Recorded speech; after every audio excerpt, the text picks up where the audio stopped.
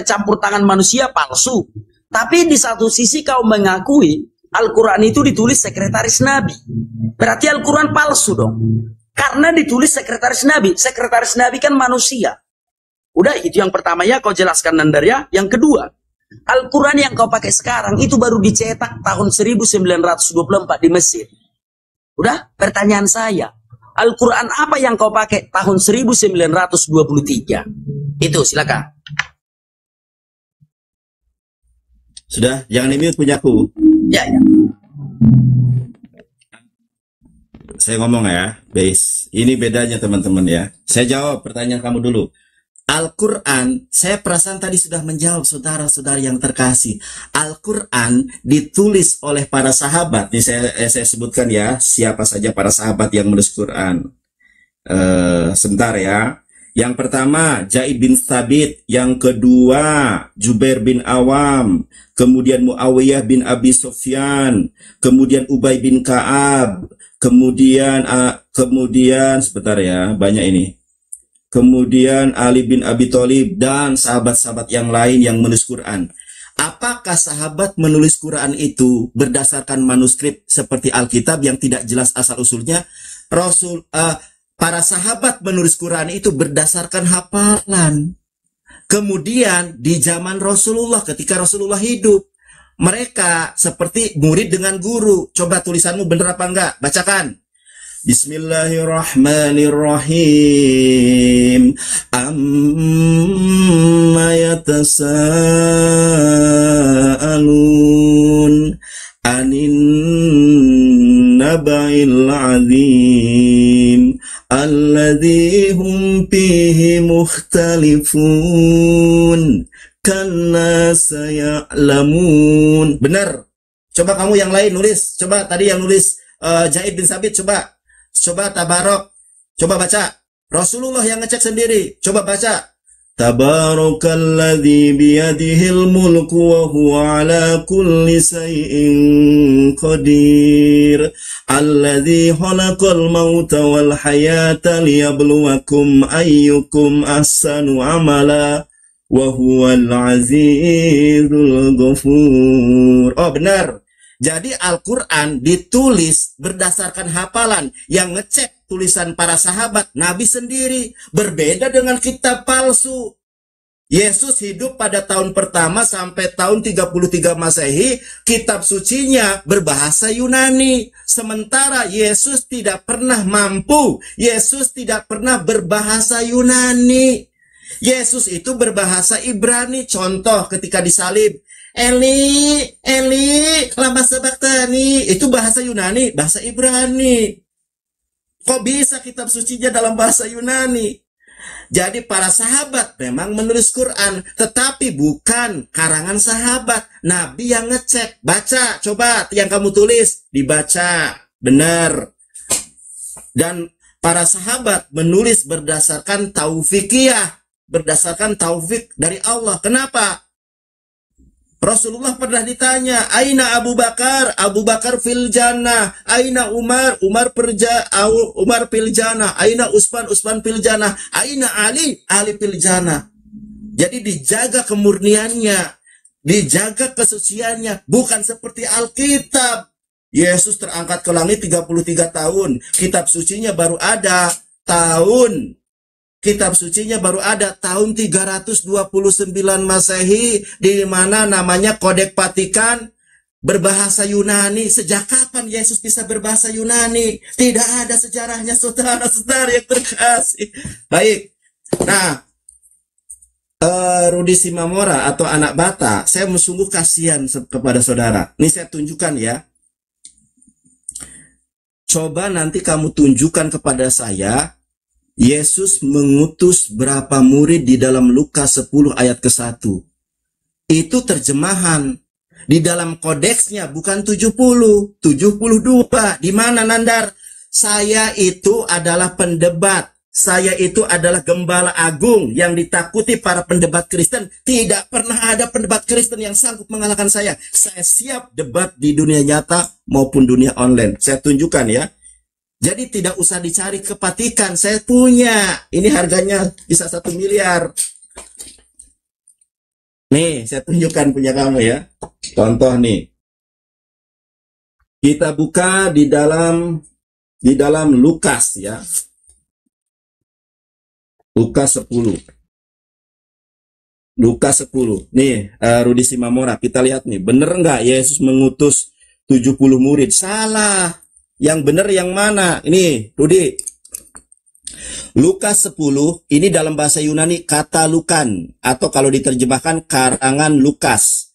Ayat ke-1 ya, ini pasal ke-10. Meta de tauta ane deisen ho kurios, eteros ebdome konta duo. Jadi Yesus mengutus 72. Tuh, ada 2 tuh. Ya. Kemudian kai afi tailen hautos ana duo tuh. Loh, kenapa tertawa? Ini kitabmu loh. Ini kitabmu yang berbahasa Yunani dalam Codex Sinaiticus, The Greek New Testament. Ini kitabnya saya punya. Kalau mau lebih jelas boleh, ya. Kalau mau lebih jelas boleh kita buka Codex Vaticanus di dalam online ya. Kalau kamu nggak percaya, nih, ini Codex Vaticanus yang online-nya ya. Oke, kemudian ada juga yang ini manuskripnya. Ini manuskrip yang kamu punya nih ya. Ternyata 72 kita lihat nih. Nah, ini teman-teman ya. Lukas 10 ayat ke-1. Meta de tauta ane deisen ho kurios eteros ebdome konta. Kita lihat, bener nggak? Bener nggak terjemahan saya? Tuh. Ya, Yesus mengutus 70 apa? 70 di sininya apa? Tuh. 72. Ternyata kitab sucimu itu memang tidak asli. Di dalam original teksnya saja ada kurung kurawal. Ini online-nya, ya. Ada kurung kurawal tuh. Ternyata yang diutus oleh Yesus 72 murid, bukan 70. Ini online-nya, ini kitab sucinya. Nih berbahasa Yunani. Saya juga heran, Yesus berbahasa Ibrani, kok kitab sucinya bahasa Yunani. Nih. Sama kan? Tuh, kata Lukan 10, ini 72. Yang benar yang mana? Yang lebih kocak lagi. Yang lebih kocak lagi. Anda dari mana datanya anak Batak yang nulis gini loh. Oke, saya tunjukkan dulu nih. Gemes aku nih. Kita lihat nih, Rudi. Ulangan 34. Ayat ke 5-6. Ya. Kita lihat di sini. Lalu matilah Musa hamba Tuhan itu di sana dan di tanah Moab sesuai dengan firman Tuhan. Kata kamu di awal, Musalah yang menulis Torah. Sekarang ketika ada keganjilan, ketika ada keanehan, katanya Musa yang menulis kitab Torah. Ternyata ini ada orang yang menuliskan kematian Musa. Kata kamu Joshua bin Nun atau Yehosua bin Nun, itu dogma. Tidak ada catatan ilmiahnya kalau yang nulis adalah Joshua bin Nun. Tidak ada dasarnya. Oke, kembali ke pertanyaan saya. Jangan terguncang ya. Kalau saya mampu menunjukkan kodeksnya di online ada, di dalam hardware-nya, di dalam mushafnya ada Codex Vaticanus bahwa yang diutus 72 murid. Kamu di dalam Alkitab yang sudah direvisi 70 murid. Pertanyaan saya, ditulis dari kodek mana? Kamu katakan di Vatikan, itu bukan data namanya. Saya juga bisa bilang, ini tertulis di Kuningan Jawa Barat. Saya juga bisa bilang, coba cari di Kuningan Jawa Barat. Ya itu bukan data. Sekarang data terbuka anak Batak. Makanya kalau ada kamu Kristen yang kaya, belikan anak Batak ini. Tapi sayang, kamu nggak bisa baca Yunani, The Greek New Testament. Ya, perjanjian baru dalam bahasa Yunani. Oke, kembali saya tanya sama kamu. Lukas 10 ayat ke-1 diterjemahkan dari kodek apa? Kamu minta kepada Roh Kudusmu untuk memenangkan ini, coba tunjukkan Lukas 10 ayat ke-1 dari mana datanya? Siapa penulisnya? Coba. Silakan. Silakan. Santo Lukas ditulis di papirus. Itulah yang menjadi manuskripnya, papirus. Wadah, kalau dulu belum ada kertas. Seperti itu. Jadi yang digunakan untuk menulis itu adalah papirus. Sama saja sebenarnya wadah untuk menulis. Gitu ya. Lukas menulis, diserahkannya kepada Rasul Yohanes, lalu Rasul Yohanes menyerahkan manuskrip itu kepada Santo Polikarpus, Santo Polikarpus menyerahkannya kepada Santo Irenaeus, Santo Irenaeus menyerahkannya kepada Hippolytus, Hippolytus menyerahkannya ke Vatikan, kepada bapak-bapak gereja. Jadi memang otoritas kitab suci orang Kristen itu dimiliki oleh Vatikan, Perjanjian Baru. Otoritas perjanjian lama itu dimiliki oleh Yahudi di Israel sana, di Museum Israel. Bahkan itu dipajang di Museum Israel. Dipajang loh Nandar, di Museum Israel. Gitu ya. Jadi manuskrip Alkitab perjanjian lama ada di Museum Israel. Perjanjian baru ada di Vatikan. Itu dipajang di Museum Israel. Ya, coba kau lihat dulu di sosial media. Ya, sama dengan yang di Vatikan. Tetapi ada otoritas. Ada otoritas yang boleh mengeksposnya. Nggak sembarangan. Karena ini kan berbicara kitab suci. Karena agama Kristen adalah agama yang paling terhormat di dunia. Segala sesuatu peradaban di dunia ini diatur oleh Kristen. Gitu ya. Jadi kitab suci orang Kristen pun harus ada otoritas yang bisa mengeksposnya. Karena di dunia ini agama terhormat itu agama Kristen. Gitu ya. Kalau di Indonesia agama Islam gitu. Oke, baik. Nah, sekarang aku membenarkan kau sudah menjawab tadi tentang kitab suci yang ditulis oleh manusia. Kau sudah menjawab tadi ya bahwa kau mengatakan Al-Qur'an itu ditulis Jain bin Sabit. Kau mengatakan Al-Qur'an itu ditulis oleh Mubayyah. Kau mengatakan Al-Qur'an itu ditulis oleh Ali bin Abu Thalib. Artinya ditulis manusia juga. Artinya ditulis oleh manusia juga kan? Nah, berarti definisimu yang di awal tadi menampol mukamu sendiri. Kau bilang kalau ditulis manusia berarti bukan asli. Gitu ya? Kan kau sendiri yang membilang tadi. Al-Quran sebenarnya juga bilang, tapi aku nggak mau masuk ke ayat Al-Quran. Ayat Al-Quran juga melarang manusia untuk menulis kitab suci. Tapi aku nggak mau masuk ke sana, ya. Aku nggak pernah membahas Al-Quran, sudah? Nah, aku ke definisimu ada. Definisimu aja yang tadi. Kau bilang kalau ditulis manusia palsu. Sekarang kau akui ditulis oleh Zaid bin Sabit. Apakah Zaid bin Sabit ini adalah Naruto? Kalau Zaid bin Sabit ini yang menulis Al-Quran ini adalah Naruto, artinya bukan manusia, berarti Al-Quran asli. Tetapi kalau Zaid bin Sabit ini adalah manusia, berarti palsu dong. Udah diterjemah tangan manusia. Gitu ya. Lalu kau mengatakan, Mubayyah. Kalau Mubayyah ini manusia, berarti palsu dong. Karena kau bilang tadi, kalau ditulis manusia, palsu. Kau yang bilang. Bahkan di opening statement tadi ku katakan, janganlah kita gunakan kata palsu. Sampai ku bilang tadi kan. Tetapi kau mengatakan, kalau ditulis manusia berarti palsu. Kalau Zaid bin Sabit manusia berarti Al-Quran palsu. Kalau Mubayyah manusia berarti Al-Quran palsu. Kalau Ali bin Abu Thalib manusia berarti palsu. Karena ditulis oleh manusia. Kan kau sendiri yang bilang. Ditulis oleh manusia gitu ya. Nah itu udah kau jawab tadi. Sudahlah yang sudah kau jawab sudahlah. Gitu ya. Yang sudah kau jawab sudahlah. Tapi pertanyaan saya yang kedua belum kau jawab tadi nanti. Apa pertanyaan saya yang kedua? Yaitu Mesir. Musab. Tahu nggak kau arti musab? Kitab Al-Quran yang kau pegang sekarang itu dicetak tahun 1924 di Mesir.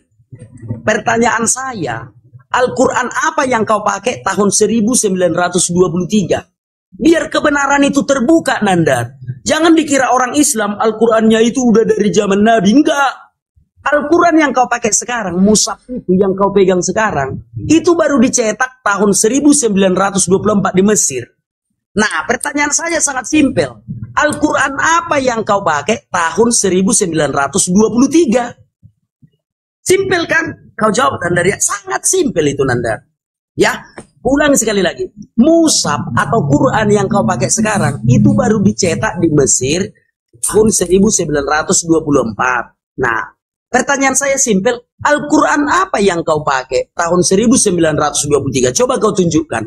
Ada nggak di Indonesia Al-Quran tahun 1923 itu ya? Nah, baik. Oke, silakan Nanda. Silakan. Oke ya, Masya Allah. Banyak penginjilan yang saya sungguhkan pada malam hari ini. Banyak orang-orang botol ya, anak kata, mereka katakan mushaf Quran itu di Mesir. Gabrul, botol.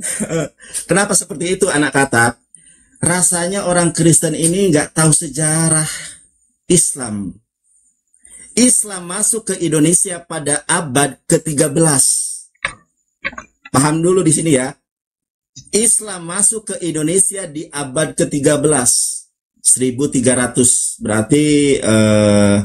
Berarti beberapa ratus tahun setelah Nabi Muhammad itu sudah ada Islam di Indonesia. Ya. Beda dengan Alkitab, kamu tidak bisa menunjukkan datanya. Kalau saya, teman-teman lihat ya. Kalau ini bukan data abal-abal. Kita lihat di sini ya. Kita lihat di sini teman-teman ya. Datanya sangat jelas nih. Al-Quran kuno, warisan Raja Patipi, bukti Islam masuk Papua abad ke-13. Ada Al-Qurannya ini. Sudah diuji menurut radiasi karbon. Ini Al-Qurannya sama nih.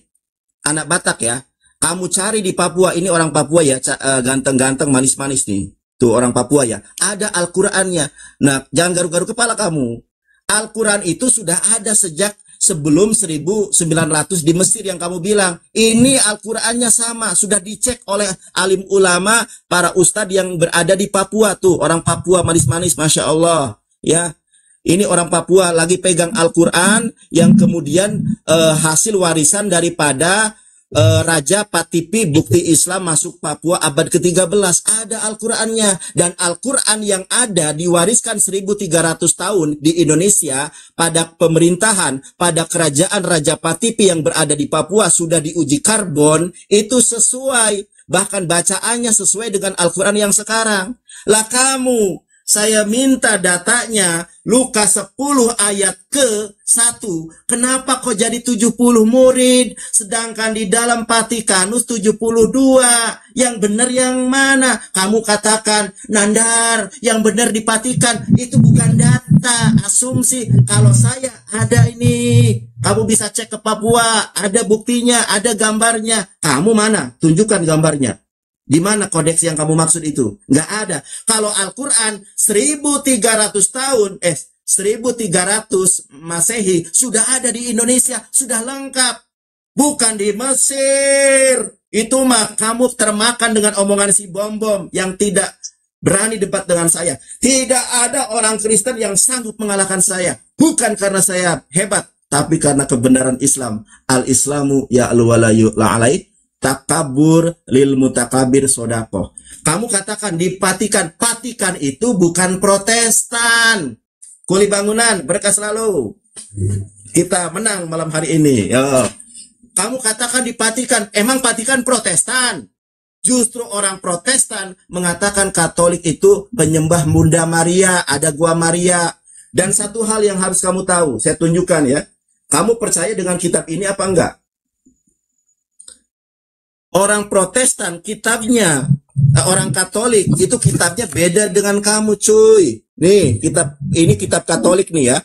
Kamu percaya enggak kitab ini adalah firman Tuhan? Saya tanya. Ini kitabnya Katolik loh.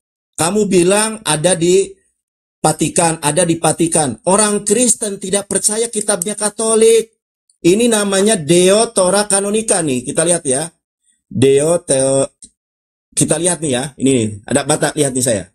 Tuh, ini namanya Deo Tora Canonica. Orang Kristen Protestan menganggap ini kitab apokrif. Kok bisa kamu katakan cari di Vatikan, sedangkan orang punya Katolik sendiri kamu tolak? Kitab Tobit orang Protestan tolak. Kitab Yudit, Makabe 1, Makabe 2, Kebijaksanaan, Siroh, Baruk, Susana. Tuh, ini ada Susana nih, Susana bangkit dari alam kubur. Nyanyian 3 anak, Beldanaga.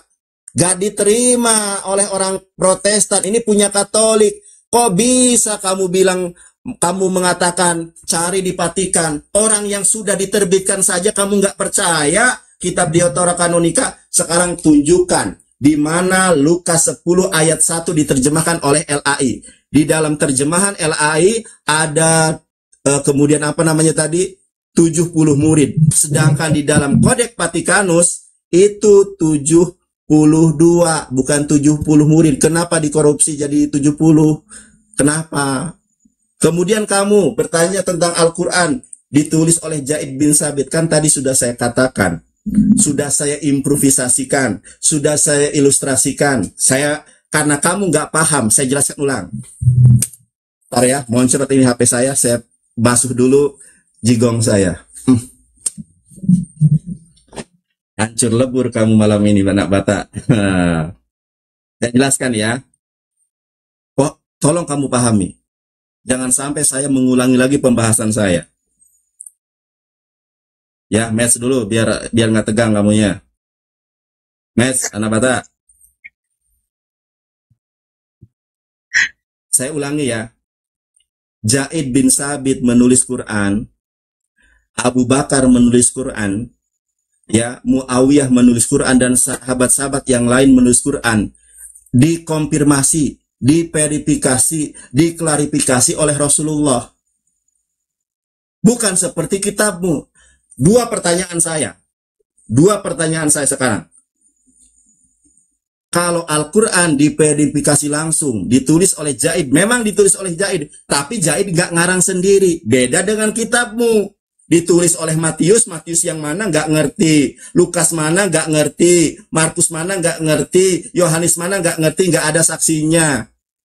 Kalau Zaid bin Sabit menulis Quran, murojaah dengan Nabi.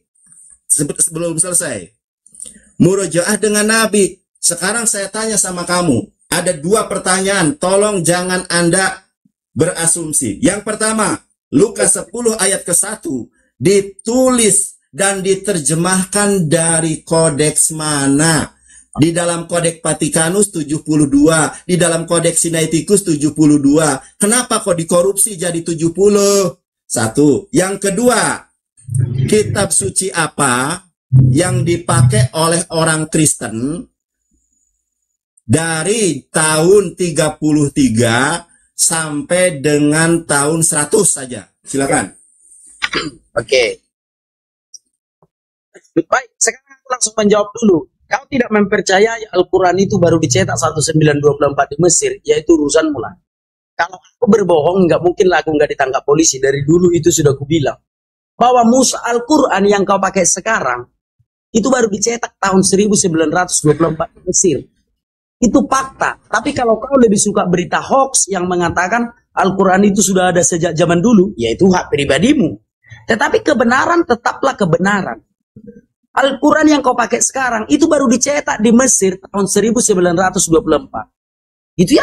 Nah, itu boleh kau lihat di dalam sebuah buku yang ditulis oleh Sirri, seorang ulama Islam, dan itu dibenarkan oleh Quraisy Shihab, dan itu dibenarkan oleh Kiai Buya Sakur. Jadi tidak ada kebohongan yang boleh ditutupi lagi. Mushaf yang kau pakai sekarang, mushaf standar yang kau pakai sekarang, itu baru dicetak tahun 1924 di Mesir. Itu ya. Nah, lalu kau membuka tadi data bahwa di Papua ditemukan Al-Quran. Ada yang lebih luar biasa dari situ. Di Sidoarjo. Di Sidoarjo. Dengarkan dulu Anda. Dengarkan ya. Kau tadi mengatakan itu ditemukan Al-Quran. Tadi jelek, terputus. Ya. Kau tadi mengatakan di Papua ditemukan Al-Quran kan? Nah, itu masih biasa. Di Sidoarjo ditemukan Al-Quran raksasa lagi. Ditemukan Al-Quran raksasa setinggi manusia. Tapi setelah diselidiki masuk penjara kan, dibilangnya Al-Quran raksasa ini jatuh dari langit. Jadi Nandar, berhentilah membawa data dari artikel. Berhenti adikku. Ya, kita berbicara fakta aja lah.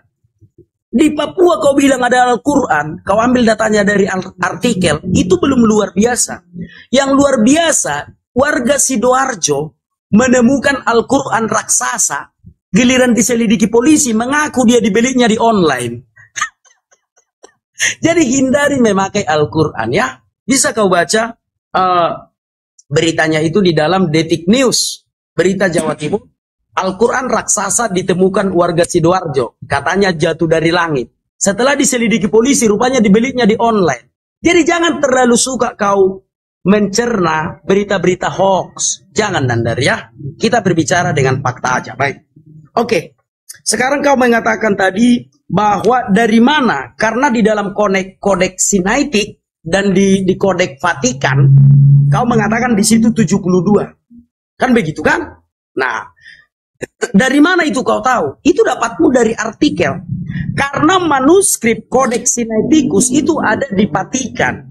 Lembaga Alkitab Indonesia saja tidak memiliki manuskrip. Udah, lembaga Alkitab Indonesia tidak pernah memiliki manuskrip. Yang kau baca itu di artikel, Nanda. Jangan terlalu kau percayai artikel.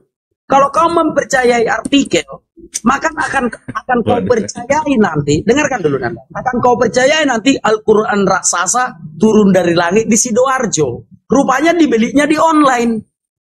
Gitu ya. Jadi kalau kau mau cek kebenarannya, bacalah lembaga Alkitab Indonesia. Di situ dikatakan 70. Karena itu yang benar, bukan artikel yang benar. Udah ya? Lalu kau katakan, kalau Santo Lukas menulis tidak ada saksinya, ada saksinya, Theophilus. Coba kita baca di dalam Lukas 1 ayat 4, Theophilus yang mulia. Artinya, Santo Lukas menulis kitab suci, saksinya Theophilus. Yang gak ada saksinya itu Nabi Muhammad. Satu-satunya Nabi yang menerima wahyu, yang tidak ada saksinya itu cuma Nabi Muhammad, Anda. Kalau Paulus ada saksinya. Siapa saksinya Paulus? Coba kita lihat di dalam Kisah Para Rasul 9. Sebentar ya. Bukakan Anda. Sabar dulu ya. Kisah Para Rasul 9. Sabar ya. Dia semua ada saksi. Memang harus ada saksinya. Kalau nggak ada saksinya ya repot. Nah ini dia. Lalu pergilah Ananias ke situ dan masuk ke rumah itu. Ia menumpangkan tangannya ke atas Saulus. Katanya, Saulus saudaraku, Tuhan Yesus yang telah menampakkan diri kepadamu di jalan yang engkau lalui, telah menyuruh aku kepadamu supaya engkau dapat melihat lagi dan penuh dengan Roh Kudus. Dan seketika itu juga seolah-olah selaput gugur dari matanya, sehingga ia dapat melihat lagi. Ia bangun lalu dibaptis, dan setelah ia makan pulihlah kekuatannya. Ada saksinya. Paulus itu menjadi rasul, ada saksinya. Siapa tadi? Ananias. Yang tidak punya saksi itu adalah Muhammad. Hanya satu nabi di muka bumi ini yang mengaku mendapat firman Tuhan tanpa saksi, hanya Muhammad. Jadi harusnya kau ragukan yang tidak punya saksi. Jangan kau ragukan Matius, Markus, semua itu ada saksinya. Hanya Muhammad yang tidak punya saksi, gitu ya. Nah, berikutnya. Tentang siapa yang menulis Al-Quran itu, udah kau jawab. Kapan kau jawab 2 kali? Kau kan sudah menjawab tadi, yang menulis Al-Quran adalah Zaid bin Sabit. Ya udah, nggak usah kau jawab 2 kali. Artinya Al-Quran itu palsu kalau ditulis manusia. Kan itu tadi definisimu. Kalau tercampur tangan manusia, palsu kan? Nah pertanyaan saya, apakah Zaid bin Sabit itu manusia? Kalau Zaid bin Sabit manusia, berarti palsu dong. Karena tercampur tangan manusia. Sudah? Demikian juga Ali bin Abu Thalib. Kalau Ali bin Abu Thalib adalah manusia, berarti tercampur dong. Kau bilang tadi definisinya di awal, kalau ditulis manusia palsu, kan itu kau bilang tadi. Kalau ditulis manusia palsu. Setelah berdebat ketahuan yang menulis kitab sucimu ternyata Zaid bin Sabit, Mubayyah, Ali bin Abu Thalib. Karena Nabi Muhammad kan nggak bisa baca tulis, kan Nabi Muhammad nggak bisa membaca. Alias buta huruf, kan memang itu ada datanya. Jadi yang menulis itu adalah kau yang bilang ya, Zaid bin Sabit, sekretaris Nabi, Mubayyah, sekretaris Nabi, Ali bin Abu Thalib, sekretaris Nabi. Berarti manusia dong yang nulis, berarti palsu. Kalau kita ikuti definisi itu, gitu ya. Nah, oke, berikutnya banyak kali yang kau tanyakan dan heran aku beliau kau. Nah, yang menulis Ulangan Yosua bin Nun, coba kau baca dulu. Di dalam Keluaran 33 ayat 11 itu. Bahwa ketika Musa berbicara dengan Tuhan, ada yang menyaksikan Yosua bin Nun. Yosua bin Nun adalah yang menulis kitab Ulangan itu. Matilah Musa, ditulis ya mati Musa. Karena ada abdinya. Kalau di zaman para nabi terdahulu, memang dikenal sebagai sahabat-sahabat atau abdi. Perempuan itu, kalau perempuan itu menikah, kawin kepada keluarganya yang baru, maka dia akan diikuti oleh inang pengasuhnya. Artinya zaman dulu para nabi itu tidak terbiasa sendiri. Nah demikian juga dengan Musa. Musa itu punya abdi yang bernama Yosua bin Nun. Jadi Yosua bin Nun lah yang menulis kematian Musa itu. Udah aku jawab Nandar ya. Nah tentang kodeks Sinaiticus itu, karena di dalam Lukas 10 ayat 1 Nandar, tertulis di dalam Lembaga Alkitab Indonesia ada 70, tetapi kau akses di dalam buku yang kau tunjukkan tadi, diktionary. Coba tunjukkan dulu. Diktionary, kamus tadi. Coba tunjukkan dulu bukumu tadi. Diktionary. Coba tunjukkan dulu. Coba tunjukkan dulu sampulnya diktionary itu. Nah, diktionary itu artinya kamus Nandar ya. Nah, jadi itu juga ada peta. Jadi itu bukan manuskrip. Gitu ya. Dan di situ ada juga dituliskan United, jangan goyang-goyang. United, coba dulu, agak ke atas lagi, agak ke atas lagi. United Bible Societies, artinya kesatuan Bible. Gitu ya. Jadi bukan itu manuskrip.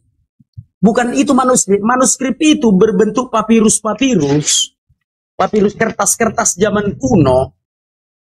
Itu manuskrip Nandar. Manuskrip bukan buku seperti ini, bukan. Tetapi papirus yang masih digulung pun masih kayak gini, gulungan-gulungan. Nah, gini. Kalau manuskrip itu Nandar masih berbentuk gulungan-gulungan seperti ini, bukan berbentuk buku Nandar ya. Dan semua ada di Vatikan. Jadi yang mana yang benar, apa yang diterjemahkan Lembaga Alkitab Indonesia itu sudah benar. Karena itulah yang tertulis di dalam manuskrip atau gulungan-gulungan yang ada di Vatikan. Kalau yang di dalam artikel atau buku-buku yang dicetak oleh teolog-teolog Kristen, ya itu butuh diragukan. Oke, baik. Ada pertanyaanmu tadi yang sangat mempelintir, yaitu Deuterokanonika. Benar, kitab suci orang Kristen itu adalah Deuterokanonika. Kitab suci orang Katolik lah. Kitab sucinya orang Kristen. Dan tidak ada orang Kristen yang menolak itu. Saya Kristen Protestan. Saya tidak menolak Deuterokanonika. Nah, Deuterokanonika itu dimasukkan ke dalam kitab suci, fungsinya untuk mengisi kekosongan sejarah. Gitu ya? Untuk mengisi. Ya, dengarkan dulu Nanda, dengarkan dulu ya. Deuterokanonika itu dimasukkan ke dalam kitab suci untuk mengisi kekosongan sejarah. Jadi tidak ada orang Kristen yang menolak itu. Sudah? Nah, contoh di dalam kitab suci saya, Kejadian sampai Wahyu, di belakangnya itu ditambahkan Kidung Jemaat. Bukan berarti kitab suci saya itu palsu, bukan. Ya, Deuterokanonika itu dimasukkan ke dalam kitab suci untuk mengisi kekosongan sejarah. Bukan berarti itu palsu, bukan. Itu benar semua. Sama seperti saya, di dalam Alkitab saya, Kejadian sampai Wahyu, dan di belakangnya itu ada Kidung Jemaat. Bukan berarti kitab suci saya berbeda. Kalau di dalam kitab suci saya itu ada Kidung Jemaat, lagu-lagu. Gitu ya. Itu memang dimasukkan ke sana dan tidak ada orang Kristen yang menolak itu. Gitu ya. Udah ku jawab ya tentang Deuterokanonika. Nah, baik. Kalau tentang kitab suci yang kau pakai itu tahun 1923 enggak ada, kau kan enggak percaya kalau Quranmu itu baru dicetak tahun 1924 di Mesir kan? Kau enggak percaya kan? Untuk apa? Ku paksa lagi kutanyakan. Kau aja nggak percaya Al-Quran yang kau pakai sekarang itu dicetak di Mesir 1924. Kau aja tidak percaya itu. Nah, untuk apa lagi kutanyakan? Tetapi Quraisy Shihab membenarkan itu. Buya Sakur membenarkan itu. PHD Siri membenarkan itu. Munim Siri. Boleh aku bukakan datanya. Itu cendekiawan-cendekiawan Kristen. Coba tunjukkan datanya, coba. Tunjukkan datanya. Tunjukkan datanya, coba. Tunjukkan datanya. Siap. Ya. Coba. Siap. Tunjukkan datanya. Siap. Kasih aku waktu Nandar ya, biar jangan hoax. Boleh, silakan. Siap, boleh, silakan. Tunjukkan data yang dipatikan. Siap. Tunjukkan data yang dipatikan. Lukas 10 ayat ke-1 kode. Enggak. 1124. Enggak. Lukas 10 ayat ke-1 itu di mana datanya? Manuskrip. Silakan tunjukkan. Dipatikan tidak ada di artikel. Enggak ada, kamu bohong kamu. Di mana itu? Tidak Itu bukan ada data berarti. Kan udah aku bilang tadi. Coba tunjukkan. Coba tunjukkan. Tunjukkan di mana? Manuskrip itu Nandar. Gini bro. di mana datanya kalau Lukas 10 ayat ke-1 bahwa Yesus mengutus 70 murid itu datanya dipatikan. Mana? Siapa yang mengatakan itu maksud saya? Bukan kamu. Tapi siapa datanya dari mana yang menguatkan bahwa Lukas 10 ayat ke-1 yang mengatakan Yesus mengutus 70 murid itu berada dipatikan. Siapa yang ngomong kayak gini? Silakan. Datanya mana? Siapa yang mengatakan ada dipatikan? Lukas 10 ayat 1 itu siapa? Silakan. Oke, baik. Jangan artikel ya. Mana yang kau inginkan kutunjukkan? Kalau boleh, yang pertama dulu, Lukas 10 ayat ke-1 katanya dipatikan. Siapa yang mengatakan Lukas 10 ayat ke-1 Yesus mengutus 70 murid, datanya dipatikan? Siapa yang mengatakan ini? Silakan. Dia Sakur, boleh tunjukkan di mana? Seluruh manuskrip Alkitab itu disimpan di Museum Israel dan dipatikan. Karena itu, dengarkan, datanya mana? Itu sudah menjadi apa, ilmu pengetahuan yang umum bagi teolog. Karena sudah banyak orang dari sana. Contoh, Lembaga Alkitab Indonesia kalau mau menyalin Alkitab, ya, datanya mana? Datanya mana kalau itu informasi umum? Coba, gini Nanda, datanya mana? Silakan. Aduh, jangan saja, jangan panik, biasa saja. Coba tunjukkan datanya. Gini loh, kalau aku ngomong kau diam, kalau kau ngomong, boleh, silakan aku diam. Aku hanya mempertegas. Silakan. Ya. Manuskrip kitab suci itu, manuskrip Alkitab, udah semua dibawahi oleh otoritas Vatikan. Semua ada di Vatikan, Nanda. Siapapun siapa? Bukan kata siapa. Semua itu sudah ada di sana dan sudah dicek oleh orang-orang ke sana. Karena orang itu berasal. Dengarkan dulu, Nanda. Boleh. Siapa? Tunjukkan. Dengarkan dulu. Baik, manuskrip kitab suci itu ada di Vatikan, di Katolik, karena dasar iman Kristen itu berasal dari Katolik. Kalau kau punya ongkos, kau pergi aja ke sana. Pasti bisa kau lihat. Semua tersimpan di sana. Lembaga Alkitab Indonesia ketika menerjemahkan Alkitab itu, mereka nggak punya manuskrip. Tetapi mereka berangkat ke Vatikan untuk menerjemahkan kitab suci itu. Kan begitu. Nah, perjanjian lama ada di Museum Israel. Kalau aku nggak punya. Karena manuskrip itu ada otoritas yang memegangnya. Sudah? Oke, udah aku jawab ya. Kalau aku nggak punya manuskrip nanti. Kan kau yang selalu ngaku-ngaku punya manuskrip. Boleh kutanggapi. Dengarkan dulu. Belum. Baik, silakan. Udah, coba kumatikan dulu mic-mu sebentar ya. Biar ada ilmu pengetahuan dapat kita, Nanda. Kumatikan dulu mic-mu sebentar ya. Sebentar. Biar ada ilmu pengetahuan dapat penonton. Kalau kau menanyakan sama aku, anak Batak, tunjukkan manuskrip kitab sucimu. Aku nggak ada. Aku nggak bisa menunjukkan. Ini berbicara kejujuran. Karena manuskrip Alkitab dibawahi otoritas Vatikan dan Israel. Harus organisasi yang memiliki legal standing lah yang boleh mengakses itu. Daripada mengaku-ngaku, ini manuskrip Alkitab. Padahal dari artikel. Artikel itu tidak pantas untuk dipercaya. Gitu ya? Nah, oke, udah aku jawab ya tentang manuskrip itu. Nggak usah kau suruh aku menunjukkan, Nanda. Kalau kau menyuruh aku menunjukkan manuskrip, aku nggak punya, Nanda. Karena ada otoritas yang membawahi manuskrip itu, yaitu Vatikan dan Museum Israel. Aku ini anak Batak dari Medan. Mana punya manuskrip aku? Daripada mengaku-ngaku. Nah, jadi itulah yang aku dapatkan di fakultas. Gitu ya? Bahwa seluruh manuskrip itu dikumpulkan oleh Septuaginta dan murid-murid Tuhan Yesus, Codex Sinaiticus, Codex Vaticanus. Semua itu disimpan dan diserahkan kepada Rasul Yohanes. Rasul Yohanes memberitakan firman Tuhan ke Efesus, membaptis banyak orang. Salah satu yang dibaptisnya ini adalah Santo Polikarpus yang menjadi uskup Smyrna. Ketika Rasul Yohanes diasingkan ke Pulau Patmos dan dia mati di Pulau Patmos, sebelum dia berangkat ke Pulau Patmos, manuskrip ini telah diserahkannya kepada Santo Polikarpus. Santo Polikarpus menyerahkannya kepada Santo Irenaeus. Santo Irenaeus menyerahkan manuskrip ini kepada Hippolytus. Hippolytus menyerahkannya kepada bapak-bapak gereja.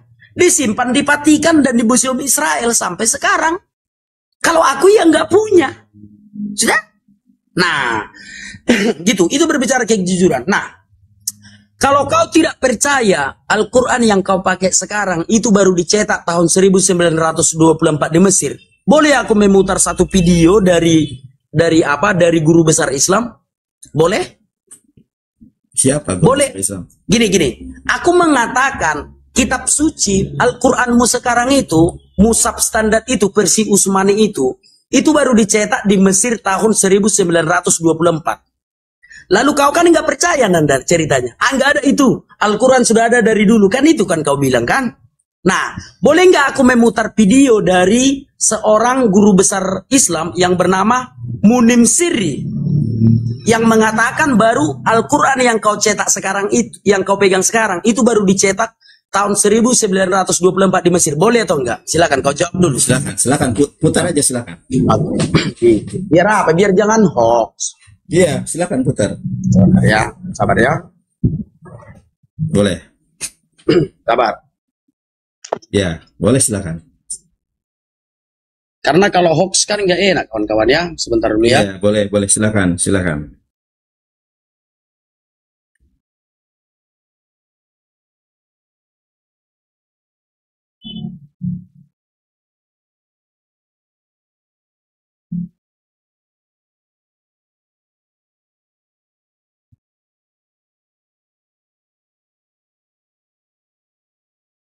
Mana?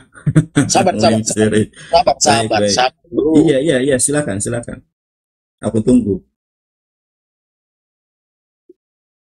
Diskusikan tentang sejarah teks Al-Quran.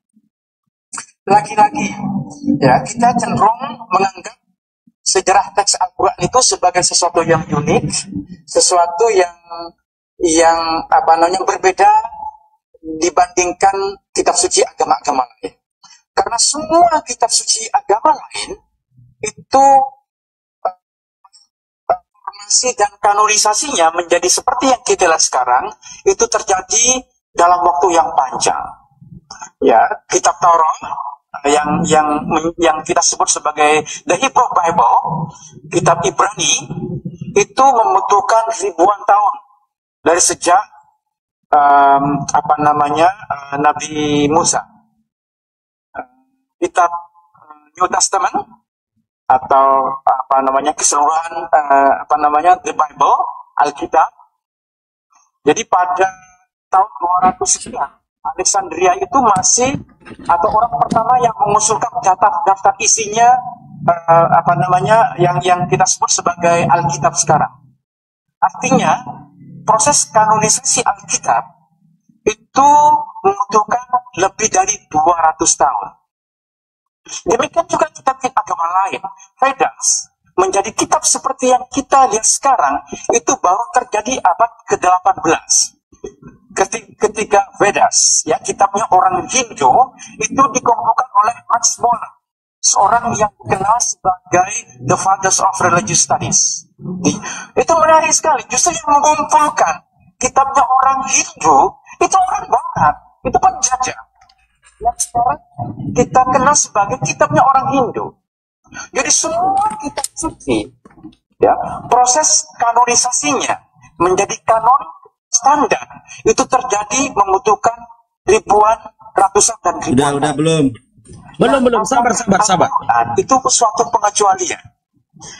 Seberapa yakin kita bahwa Al-Quran teksnya sudah fix seperti yang kita lihat sekarang itu pada periode Abu Bakar dan Utsman bin Affan.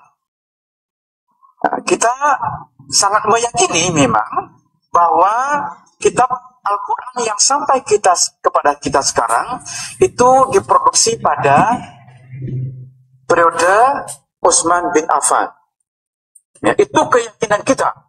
Ya, kalau Anda lihat Quran yang ada di depan kita ini, kita yakini ini adalah kitab yang sama yang diproduksi pada periode Utsman bin Affan.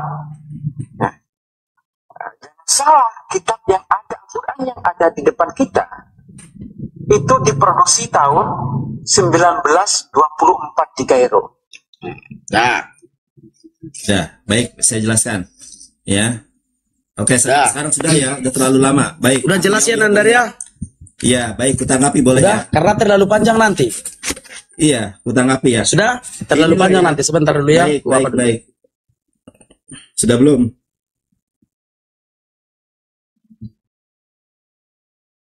Sebentar ya Nandar ya, sabar ya.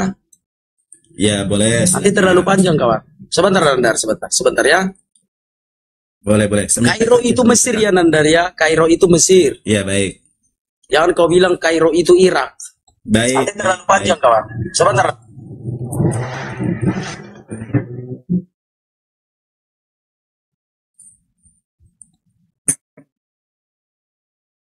Sabar dulu Nandar.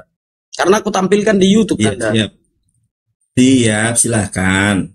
Nanti aku khotbahin nih. Ya. Itu nanti saya Sabar ya. khotbahin kalian semua. Baik. Nah, Oke, sudah? sudah ya, cek sudah ya.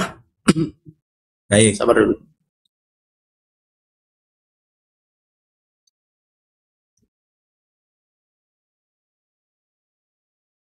Nah, apakah si Siri Sudah, itu aku tanggapi belum? Aku tanggapi. dengarkan dulu nah. Dengarkan dulu aja. Aku tanggapi boleh? Baik, silakan. Kenapa kau kejang-kejang Nandar? Mana mungkin aku berbohong? Bukan Ada kejang-kejang. Kapan aku nanggapinya? ya, tunggu bentar lagi. Kejang. Udah Bentar lagi. Kau kalau Baik, bicara silakan. 10 menit. Kau kalau bicara Baik, 10 silakan. menit. Oke. Oke ya, dengarkan Kamu ya. lebih dari 10 menit. Ayo langsung aja apa ngomong apa? Biar aku nggak lupa. Sorry Nandar. Udah Jangan ini terbuka. edukasi Nandar. Kau nggak usah marah. Ini Iya. edukasi. Buruan aja, silakan. Mau ngomong Oke. apa? Kenapa ketawa? Iya, silakan. Sudah selo lah Nandar. Sudah. Iya, silakan. Mana Ngomong mungkin apa? aku Silakan. berani mengatakan kalau tidak ada dalil, itu guru besar Islam. Gitu ya. Kalau dikatakan dia berbohong, coba tanya ke Mesir, betul enggak? Pasti betul. Itu ya, di Mesir itu pasti benar, itu baru diproduksi di Kairo 1924. Tetapi nggak boleh dikasih tahu sama orang banyak. Di situ dia masalahnya, nggak boleh dibeberkan ke umum. Nanti kan akan, karena begini ya. Sebenarnya saya sendiri takut berbicara Al-Quran ini. Saya takut berbicara Al-Quran. Udah belum? Aku tanggapi Dengarkan loh. dulu Nandar. Dengarkan dulu. MPT-nya mana? Dengarkan dulu Bang. Coba aku matikan dulu. Iya, udah terlalu lama. Matikan dulu mic dulu. Kau kalau bicara sampai 10 menit, aku diam. Giliran aku bicara, kau selalu koar-koar. Dengarkan dulu Nanda. Aku sangat takut kalau berbicara Al-Quran ini. Apalagi berbicara agama Islam, terlalu sensitif. Tapi karena kita berdebat, ya aku relakan.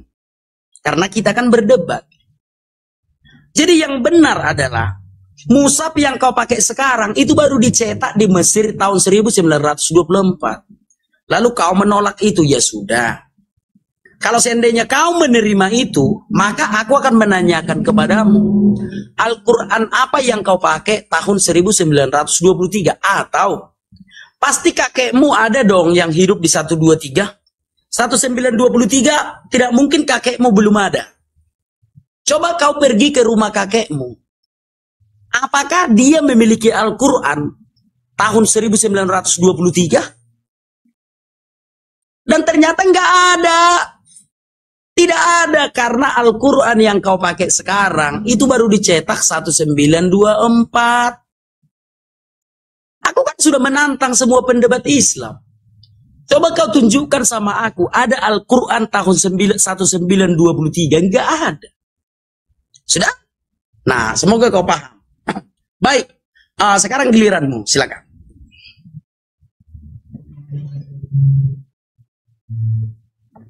Oke, teman-teman, tolong ya, jangan telepon aku. Aku lagi debat. Jangan telepon aku. Kalau telepon aku, ini koneksinya terjeda, ya. Baik.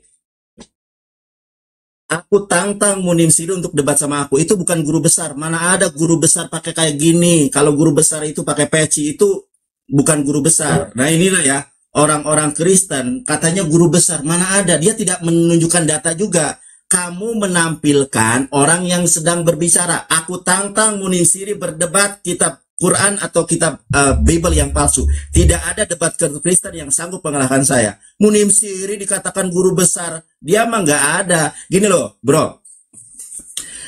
Al-Quran itu Islam hadir ke Indonesia pada abad ke-13. Ya, kamu percaya ucapan orang, nggak ada data. Kalau Al-Quran dicetak di Mesir, di Kairo, nggak masalah. 19 berapa tadi kamu? 1924 ya. Dicetak di Mesir nggak masalah. Tetapi apakah Al-Quran baru ada 1924? Itu yang salah. Al-Quran itu sudah 1500 tahun yang lalu ada. Kok bisa kamu katakan 1924? Alkitab saja teman-teman, kita lihat ya. Alkitab saja, ini ya. Munim Siri kok ulama pret itu nih. Alkitabmu saja dicetak pada tahun 2008. Jangan terguncang kamu. Alkitabmu saja dicetak 2008. Apakah sebelum 2008 ada Alkitab? Loh, tentu sudah ada. Jadi kalau di Kairo dicetak, sebentar. Kalau di Kairo dicetak, sini perhatikan saya anak Batak, jangan terguncang, ya. Jangan terguncang. Kalau di Kairo dicetak tahun 1924, dengarkan saya. Kalau di Kairo dicetak tahun 1924 tidak masalah. Tetapi Islam ke Indonesia saja, Islam masuk ke Indonesia saja 1300 sudah ada Al-Quran. Dan datanya ada. Tadi sudah saya tunjukkan datanya. Ini data loh. Kamu bisa berkunjung sendiri ke Papua loh. Nah ini Al-Quran yang menjadi warisan budaya, cakar budaya. Nih, Al-Quran kuno, warisan Raja Patipi, bukti Islam masuk Papua abad ke-13. Hadirnya Al-Quran, ini bukan hoax anak Batak, ini Al-Quran ini dipegang oleh ulama, dipegang oleh asatid, bukan hoax ini, bisa dipertanggungjawabkan.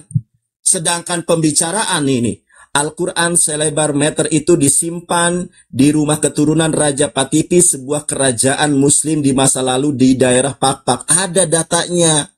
Sedangkan kitabmu jelas palsu. Kitabmu itu jelas palsu. Kamu katakan disimpan di Vatikan.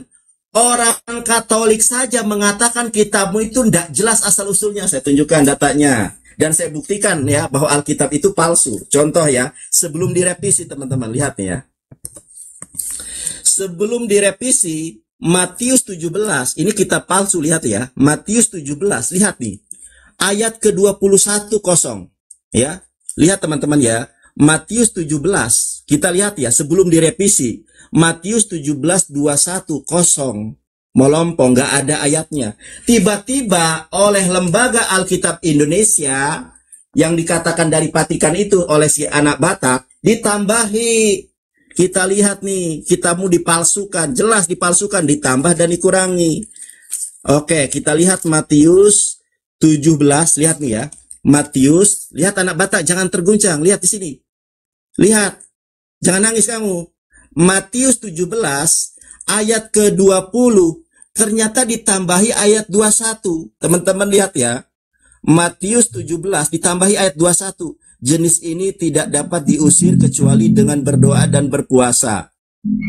Teman-teman perhatikan. Kenapa? Sebentar anak Batak, kamu suaranya berisik banget. Tanding ulang. Jangan berisik kamu tuh. Teman-teman, perhatikan ini ya. Kita lihat di sini ya. Di sini ditambahkan ayat 21. Kenapa ditambahkan 21? Karena di dalam ayat ke-20-nya, ia berkata kepada mereka, karena kamu kurang percaya, sebab aku berkata kepadamu, sesungguhnya sekiranya kamu mempunyai iman sebesar biji sesawi saja, kamu dapat berkata kepada gunung ini, pindah ke sana, maka ia akan pindah. Maka gunung ini akan pindah dan tidak ada yang mustahil bagi kamu. Ternyata kitab ini sudah tidak asli lagi. Karena bukti keasliannya, kalau punya iman sebesar biji sawi saja mampu untuk memindahkan gunung.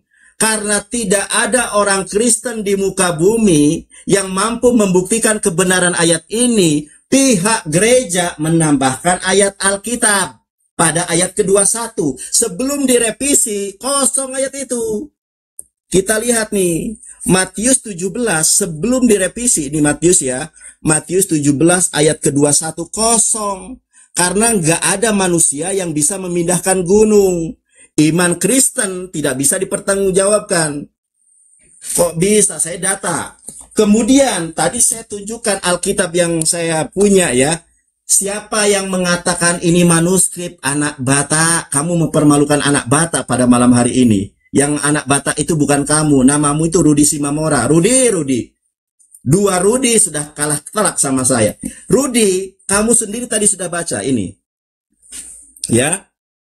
The Greek New Testament Dictionary. Alkitab ini adalah Alkitab yang kamu terjemahkan.